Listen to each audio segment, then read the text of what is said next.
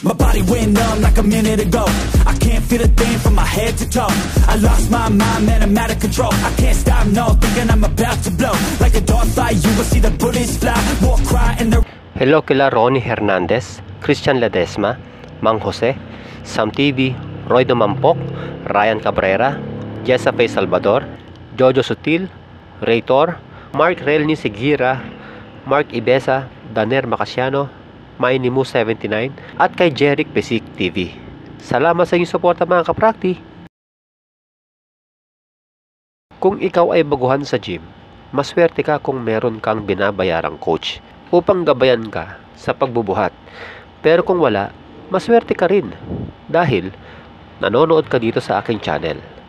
Ang video nito ay di lamang para sa mga baguhan, kundi maging sa mga datihan na mali-mali ang mga ginagawa sa gym.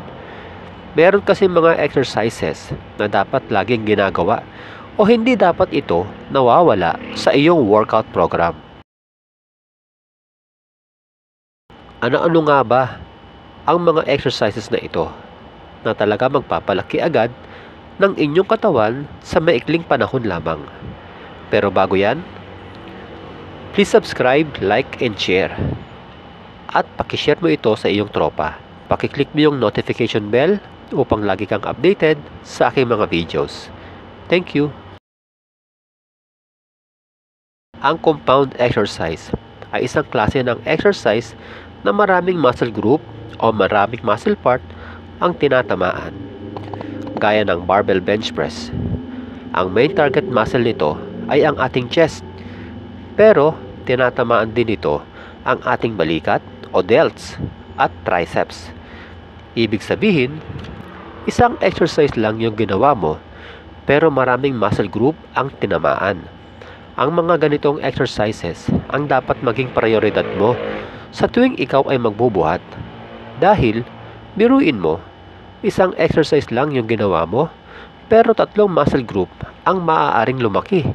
Sa kabilang dako, meron ding tinatawag na isolation exercises. Ito naman yung klase ng exercise na nakafocus lang sa iisang muscle group, gaya ng seated cable curl at one-arm dumbbell extension. Ang mga ito ay biceps at triceps lang ang tinatamaan. Balik tayo sa compound exercise. Maraming exercises ang pwede mong magawa upang tawaging compound exercise. Pero, ang higit na mahalaga ay unahin natin ang mga big muscle groups para dito, gaya ng legs, chest, at back. Ang mga big muscle groups na ito ang siyang magiging pundasyon nyo sa pagpapalaki ng inyong katawan. Dahil ang mga ito ang magbibigay ng magandang hugis ng inyong katawan o pisik kung tawagin. Maraming exercises ang magagawa para sa chest. Para sa akin, huwag nyo munang gawin ang mga bagong estilo na mga exercises, gaya halimbawa ng reverse grip barbell bench press, alternate dumbbell bench press, at mga katulad nito. Mas mabisa pa rin talaga ang mga sinaunang exercises o old school kung tawagin, gaya ng flat barbell bench press, kung saan mas nakafocus ito sa ating middle chest, incline bench press na mas tinatamaan ang upper chest, at decline bench press para naman sa ating lower chest. Isama mo rin ang cable crossover na tinatarget nito ang inner at lower chest. Dumbbell flies, incline, flat, at decline. Sa mga bench presses, dumbbell o barbell man ang gamit nyo, lalo na sa flat bench. Ang pinaka-technique dito na form ay huwag nyong isasayad ang inyong lower back sa bench. Iatras ang mga balikat at huwag masyadong ibuka ang mga siko. Sa halip, bahagyang ibaba ang mga ito na nakalebel sa ating nipple. Ganitong posisyon din ang gawin sa dumbbell flies. Pero sa pagbuka ng mga kamay, huwag masyadong ituwid ang mga kamay dahil masakit sa balikat yan. Sa halip, bahagyang nakabaluktot ito at hindi na rin kailangan isagad sa pagbaba ang mga dumbbells dahil nalalapit kayo sa shoulder injury pag ganyan.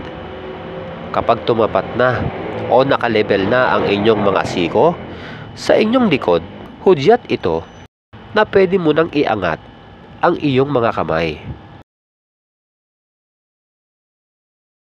Pagdating naman sa cable crossover, gaya sa dumbbell fly, huwag ding masyadong ibuka ang mga siko sa paatras na direksyon at huwag ding isagad sa pag-atras ang mga kamay.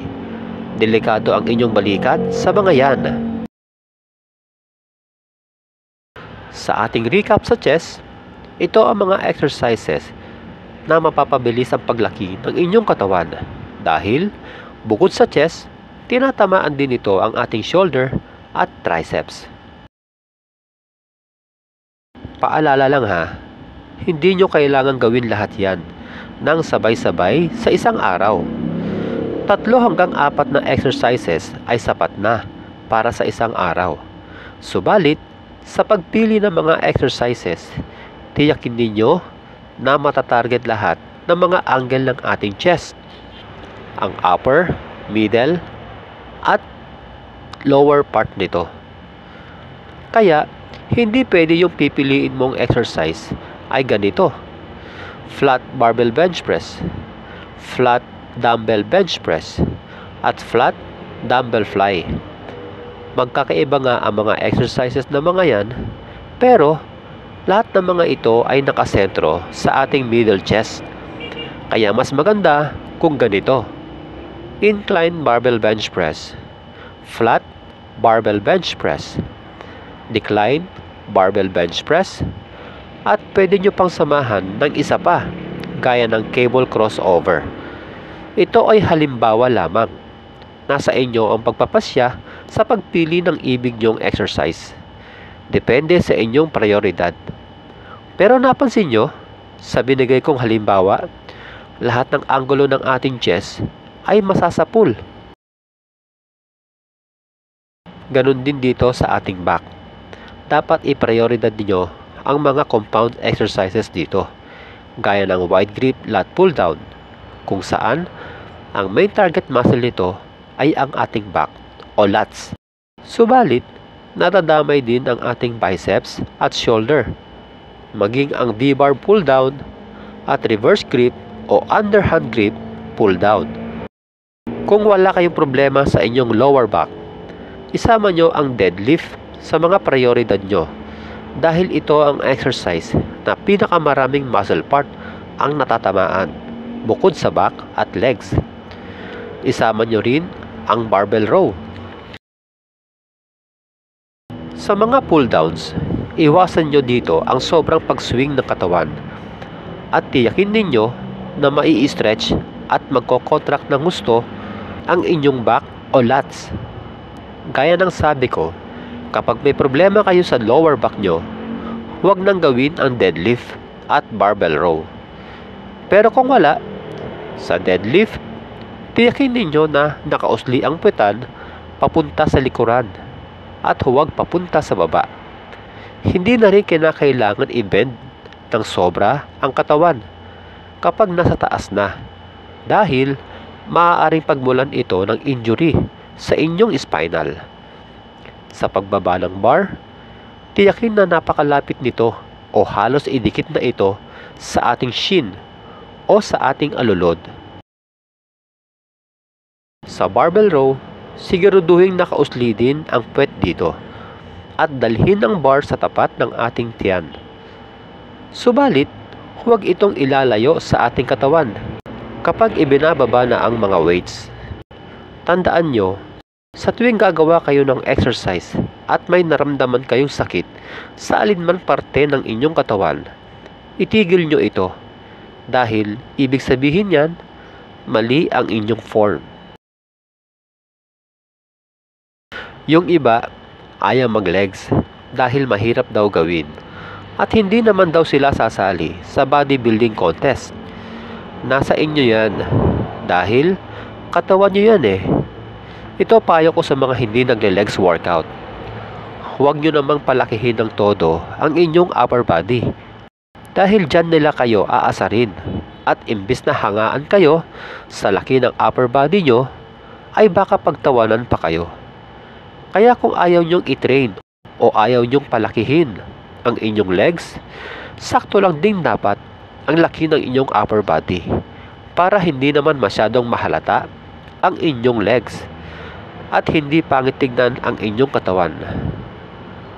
Sa mga nagle-legs workout dyan, ito ang i-prioridad nyong exercise. Barbell squat. Maganda para sa ating quads, glutes, at core. Tiyakin na nakausli ang puwet o nakaarko ang lower back sa tuwing kayo ay bababa. Lunges. Para sa ating quads at glutes. Para naman sa ating hamstring, isama ang Romanian deadlift na tinatamaan din ito ang ating lower back at glutes.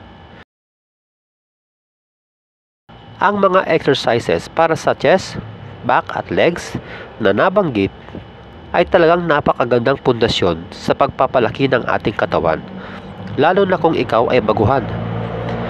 Pero hindi nangangahulugan na hindi na kayo gagawa ng mga isolation exercise.